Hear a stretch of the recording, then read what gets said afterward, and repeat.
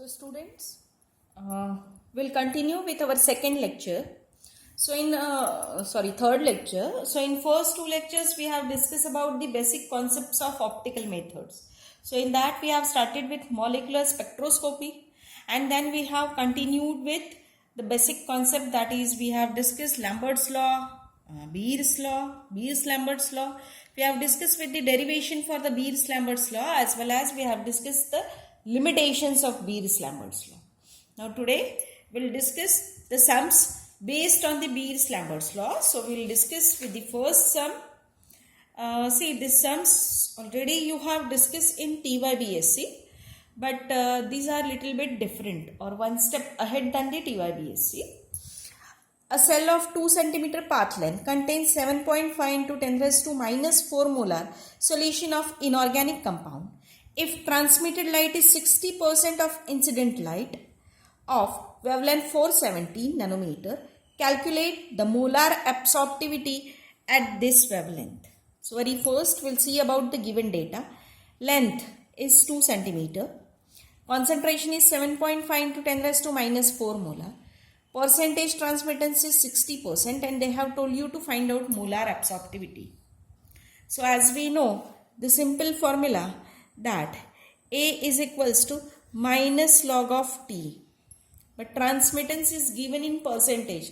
So as we know, transmittance is nothing but the IT by I0, or directly we can take it as log of I0 by IT. So I0 initial will consider the transmittance is 100, final, that is IT, transmittance is 60% for the inorganic compound. So you are able to calculate this A value by calculating it. And then as we know, they have told to find out epsilon value. So as we know, A equals to epsilon LC. So therefore epsilon will be equals to A by LC. So value of A you are going to get. L length is 2 cm. Concentration is 7.5 into 10 raised to 4. So you will get the answer. So according to this, the A is 0.2218 and epsilon value is 147.89 dm cube per mole per centimeter. So please write down this sum in your book and calculate the answer as well as tally the answer with the given one. Now we'll discuss for the second sum. A solution of a substance with molar absorptivity 9500 gives an absorbance of 0.7. Using a cell of 1 cm, calculate the concentration of percentage T of the solution. So as we know, epsilon value is given to you 9500. A value, absorbance is 0.7. L value, that is length of path length is equals to 1 cm. You have to find out C, concentration and percentage T. So how to find out? As we know, A equals to epsilon LC. So as you know A value, as you know epsilon value, as you know L value, you are able to find out C value. So find out C value first. One more thing, as we know A is equals to minus log of T.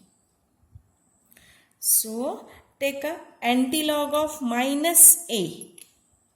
As you are going to convert it, you can write it as T equals to antilog of minus A. So find out antilog of minus A, you will get T, and from that find out percentage T. Percentage T is equals to T into 100. So find out the answers. So concentration, answer for the concentration is 7.36 into 10 raised to minus 5. So tally your answer, and percentage T I will give you final answer, that is equals to 19.95%.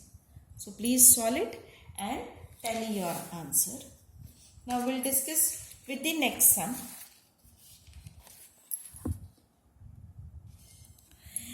The absorbance of 2 into 10 raised to minus 4 molar solution was found to be 0.123 when placed in a cell of 1 centimeter length. Calculate the transmittance, percentage transmittance and molar absorptivity of the cell of 2 centimeter length is used. Okay. So very first we'll discuss about the given data. So given data is absorbance is 0.123, concentration is 2 into 10 raised to minus 4 molar, length is 1 centimeter and you have to find out T, percentage T that is percentage transmittance and epsilon when L equals to 2 centimeter. So very first I'll tell you how to solve this sum. Very first, as we know, A equals to epsilon LC. Okay, but A value is not is given to you, but epsilon value you don't know. So from this you can find out epsilon value. Okay, so find out epsilon value first. Now epsilon will be equals to A by LC.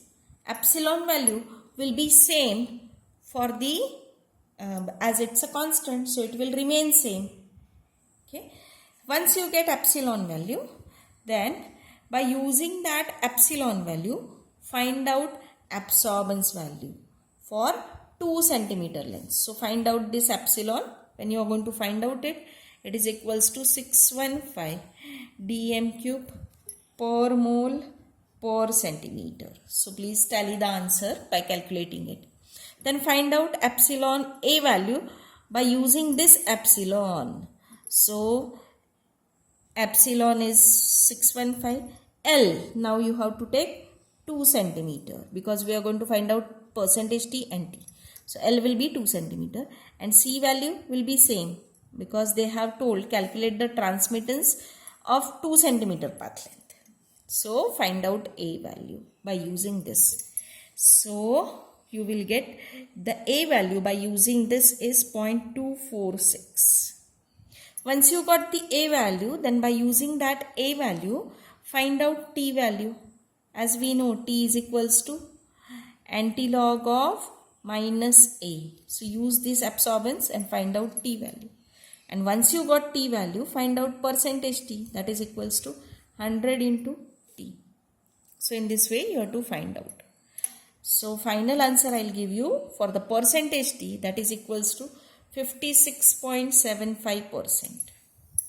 So please find out and tally your answer. We will discuss about the next sum, that is a 2 into 10 raised to minus 4 molar solution of copper complex has transmittance of 58% when measured in a cell of path length 1.5. Calculate the transmittance of a solution if concentration is double and concentration is halved. So very first we will discuss about the given data. So according to this given data is concentration is 2 into 10 raised to minus 4. Percentage T value is 58%. L is equals to 1.5 centimeter. So by using this data you have to find out percentage T when if concentration is double then concentration is halved. So you have to find out the percentage T value when concentration is double, that is C is multiplied by 2, and you have to find out percentage T when C is halved, that is C is half, that is C by 2. Now how to find out this? Because they hadn't given you the A value, even they hadn't given you the epsilon value.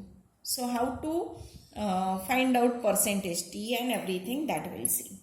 So very first you have to find out A value, that is absorbance value, by using the formula A equals to minus log of T. Minus log of T. But T is expressed in terms of percentage. So convert it into very first your normal, or you can use the formula A is equals to log of I0 by IT plus log of I0 by IT. As percentage T is 50, I0 you can take it as 100. So find out A value. Then by using this A value, find out epsilon value. Find out epsilon value. Epsilon will be equals to A by LC. So A value will be with you. L value, it is given as 1.5 centimeter. C value 2 into 10 raised to minus 4 molar. So find out epsilon value by using this. Now this epsilon will remain same. Now you have to find out percentage T value if C is doubled and C is halved. So very first we'll find out, very first we'll find out A value when C is doubled. So A value is equals to epsilon LC. But here C value is double, so take it as a multiplied by 2. So once you got this A value, then by using this A value, find out T value. T is equals to antilog of minus A. And by using this T value, find out percentage T, that is equals to T into 100.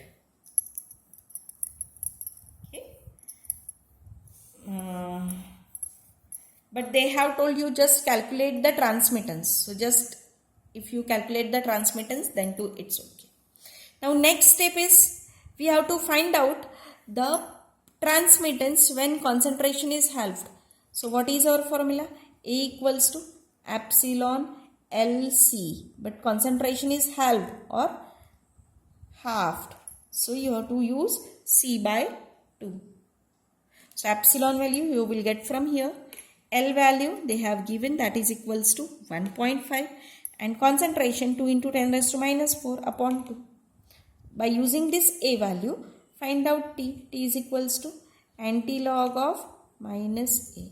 And then by using this T, find out percentage T, that is equals to T into 100. So directly I'll give you the percentage T answer. Remaining answer you have to calculate. And if you have any problem, please tell me. So percentage T in when concentration is double, that is equals to 33.65. While percentage T is equals to 76.16 when concentration is halved or concentration is halved. Okay, so this is about the fourth sum. Now again we'll discuss one more sum.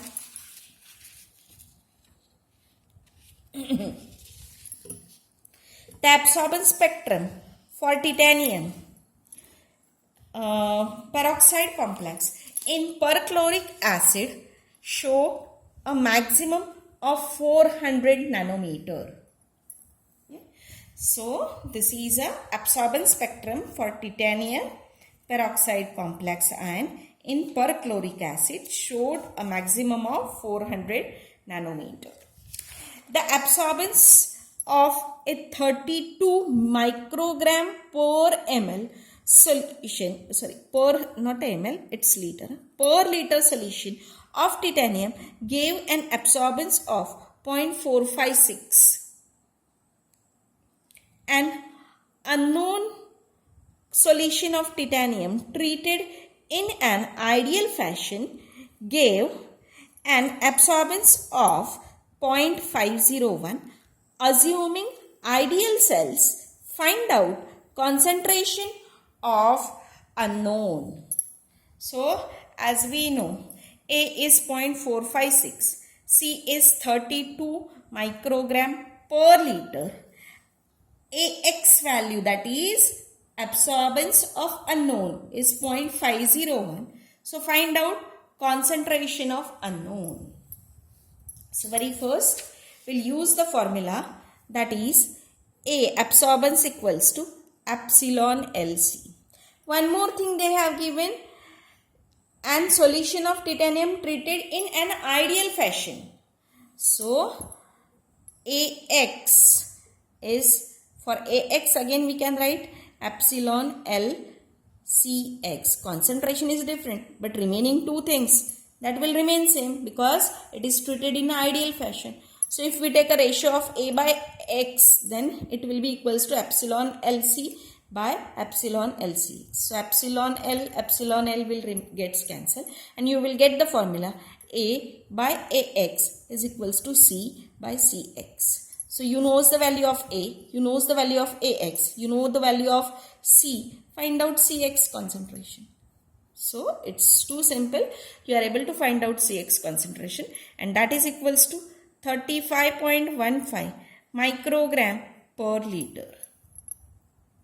So this is about the fifth sum. One more sum we'll discuss.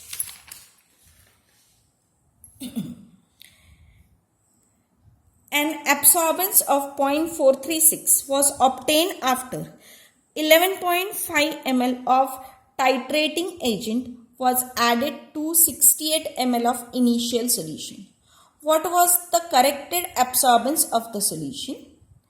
What would be the percentage error have been if correction was not made?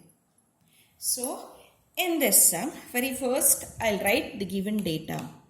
This is A, absorbance measured. So, absorbance measured is 0.436. They have given that was obtained after 11.5 ml of titrating agent is added to the 68 ml of initial solution. So, volume of initial solution was given as 68 ml. When this is added 11.5, so volume added is 11.5 ml. What was the corrected absorbance? Now corrected absorbance we have to find out, as well as we have to find out the percentage error. So to find out corrected absorbance, we are going to use the same formula which we are going to use for the corrected conductance. You have used the formula of corrected conductance in your TYBSc physical chemistry practicals. So same formula will use over here. So A corrected will be equals to, you have to put the A measured multiplied by correction factor. Now correction factor is given as V initial plus V added whole is divided by V initial. So you are able to find out this. Now A measured value is 0.436, V initial is 68, V added is 11.5 and divided by V initial, that is 68 ml. So by using this formula, find out A corrected value. And then you are going to find out percentage error. So as we know, the percentage error is nothing but the observed value minus absolute value by absolute value. So the formula is given as A corrected minus A measured whole is divided by A corrected. Okay, as well as the actual formula of A percentage error is Xi minus T upon T. Here we are going to consider the corrected as T. So, and it is in mode. So, therefore, I have used it as A corrected minus A measured whole is divided by A corrected, and as it is a percentage, so multiplied by 100. So, find out this answer, and percentage error is 14.48%. So, please solve. Very first write down the sums, then solve each and every sum in a same manner which I have shown you, and finally tally your answer. So it's a homework for you. Now next we are going to discuss about the transitions in the molecule. We are going to discuss the transitions in the molecule. But before going to the transition, very first we'll discuss about the electronic spectroscopy.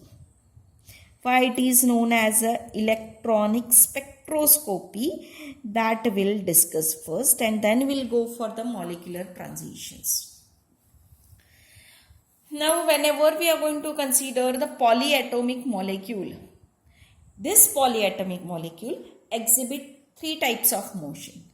That is, transition of electrons from lower energy electronic level to higher energy electronic level by absorption of UV or visible light. Second transition is of vibration of constituent atom in a molecule about a mean position by absorption of IR light. And third is rotation of whole molecule about an axis by absorption of far infrared light or even sometimes microwave light. Okay, so generally whenever we are going to consider the molecule as we know made up of atoms, and atoms in turn made up of electrons and you can say that nucleus plus electrons. Okay, so whenever the light, or you can say that electromagnetic radiation interact with the molecules, at that time three types of motions are observed. One is rotation of complete molecule due to absorption of far IR light or microwave radiations. Then second is vibration of atom in the molecule to their mean position by absorption of IR light, and the transition of electrons from lower energy level to higher energy level by absorption of ultraviolet or visible light. So total internal energy of molecule is made up of three components, that is E electronic, E vibrations, and E rotation. That is energy due to vibrations, energy due to rotations, and energy due to the electronic transition. So in a molecule, electronic energy levels are denoted by electronic quantum number having the values 1, 2, 3 and so on. So when electron absorbs energy, it may be from electronic spectra or we will consider from UV light. Okay, it goes from lower energy level to higher energy level. Okay, now the difference between this electronic level, that is lower energy to the higher energy, is given as 5 electron volt, or it is given as 8 into 10 raised to minus 19 joules. Okay, so this energy quantum correspond to electronic transition takes place due to the absorption of UV or visible light. That is sometimes visible light, but these transitions are possible due to the absorption of UV light or sometimes visible light. Therefore, UV visible spectroscopy is known as electronic spectroscopy. So, hope that you got my point. Okay. Again, just I'll repeat that when the electronic transition takes place, that is when electron jumps from the lower energy to the higher energy, at that time what will happen? The energy difference between that two level is equals to 5 electron volt. And to, you can say that travel this 5 electron volt, the electron will require some energy, and that energy is in UV or visible region. So therefore, UV and visible spectroscopy is also known as a electronic spectroscopy. Now we'll discuss little about the molecular orbitals.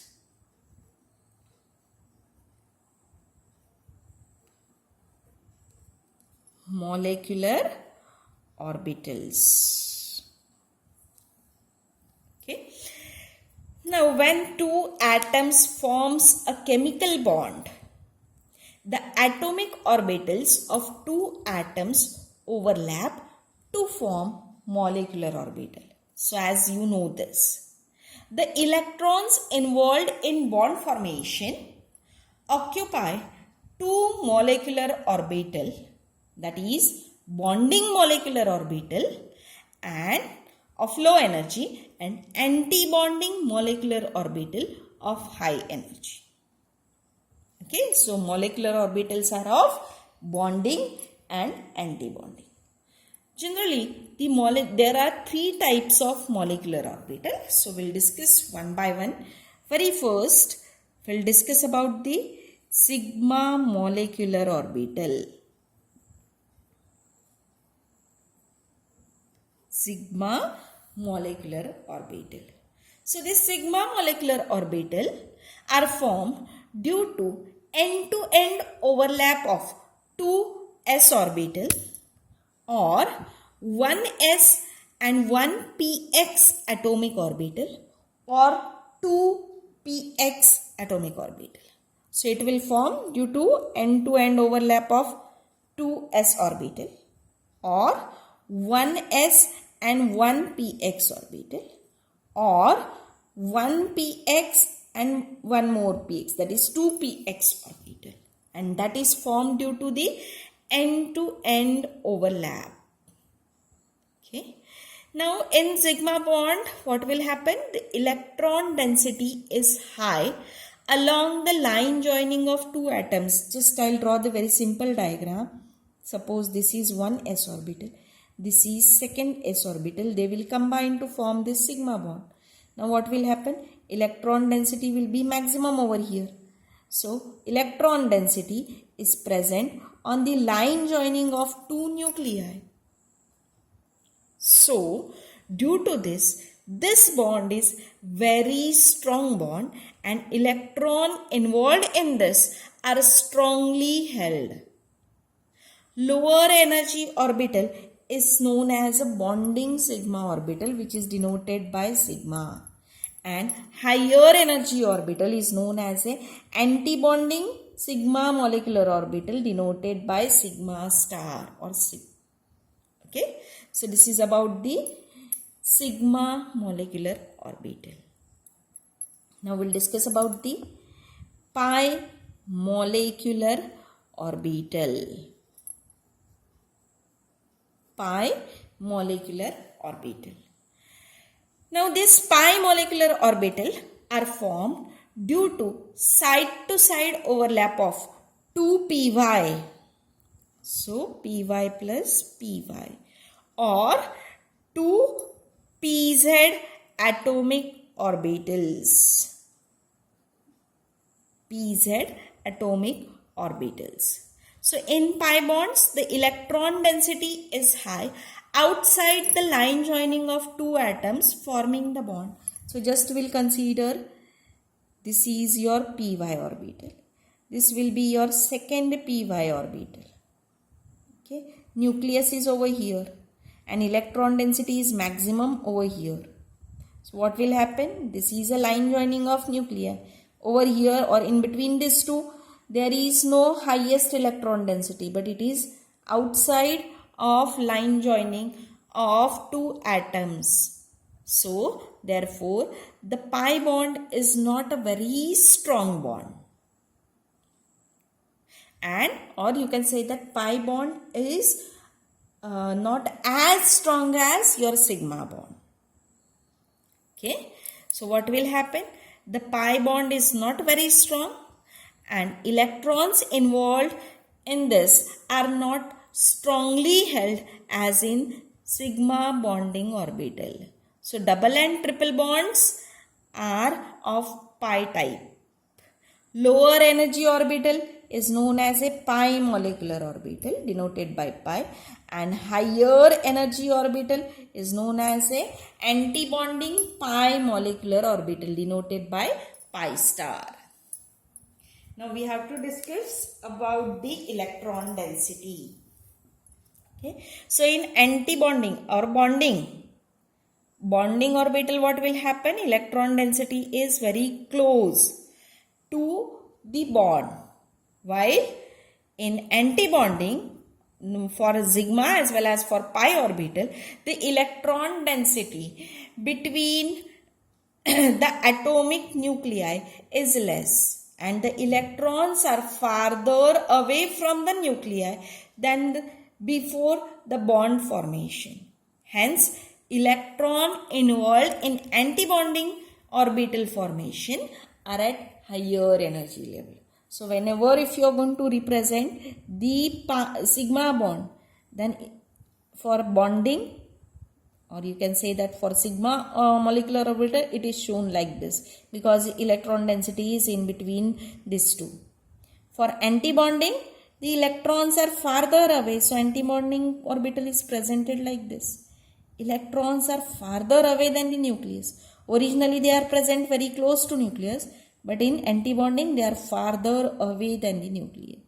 If you are going to represent the pi, then bonding pi orbital is represented like this. These are the two nuclei. Electron density is maximum on the upper and lower side of the bond. But this is for bonding pi orbital. For antibonding, what will happen? Electron density is farther away. So it is represented like this, which is farther away. So this is sigma star, while this one is pi and pi star. So these are the molecular orbitals we are representing. One more molecular orbital we are going to discuss, that is a non-bonding molecular orbital. Non-bonding molecular orbital. So what is this non-bonding molecular orbital? That we'll discuss. Non-bonding molecular orbitals are due to the presence of non-bonding electrons in oxygen, nitrogen, sulfur and halogen atoms. So these electrons do not take part in bond formation. Hence, the electrons involved do not form bond. Therefore, there is no corresponding anti-bonding orbital. For example, we can consider lone pair of electrons which is present in oxygen, or lone pair of electron which is, you can say that nitrogen. So, that is your non-bonding molecular orbit. Okay. Now, we'll discuss about the transitions, electronic transitions.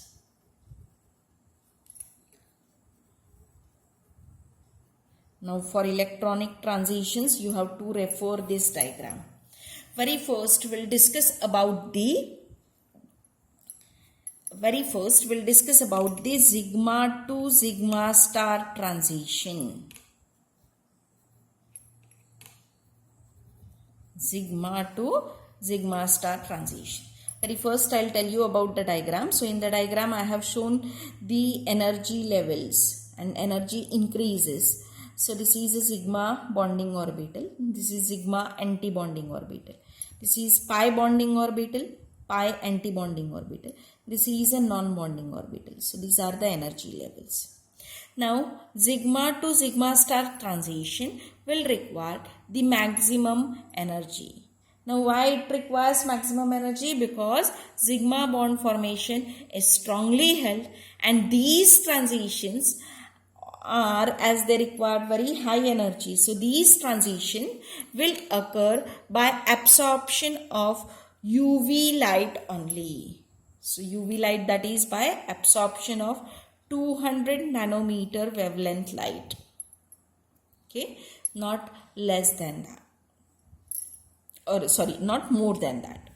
Okay, so if your wavelength is 200, then only, or even less than that, then only such sigma to sigma star transition will occur. Now next we are going to discuss, here you can see, you can refer the diagram from sigma to sigma star, the maximum energy will require as energy increases. Next is non-bonding to sigma star and non-bonding to pi star transition. Non-bonding to sigma star and non-bonding to pi star transition. Now, non-bonding to sigma star and non-bonding to pi star transition require less energy than sigma to sigma star transition, but more energy than pi to pi star transition. Okay. So, the compound containing oxygen, nitrogen, sulfur and halogen atoms which contains non-bonding electrons show these transitions by absorption of ultraviolet light. This is your vacuum UV and this is your normal UV ranging from the 200 to 380 nanometer wavelength. Okay, 200 to 380 nanometer wavelength. Okay, next is pi to pi star transition. Pi to pi star transition. Now this pi to pi star transition requires lowest energy as compared to previous two. Okay, so this transition will involve in pi bond formation only, because in pi bond the electrons are loosely bounded. Okay, so unsaturated compounds having the double or triple bond shows these types of transition, and these transition occurs by absorption of UV light of large wavelength, that is from 200 to 380 nanometer, or even with the visible light. So wavelength is from 380 to 780 nanometer. So this is all about for the electronic transition. So today we have discussed about the sums, we have discussed about the molecular orbitals, and then we have discussed about the transition in molecular orbital. So in next lecture we'll discuss about the factors affecting molecular absorption. Thank you.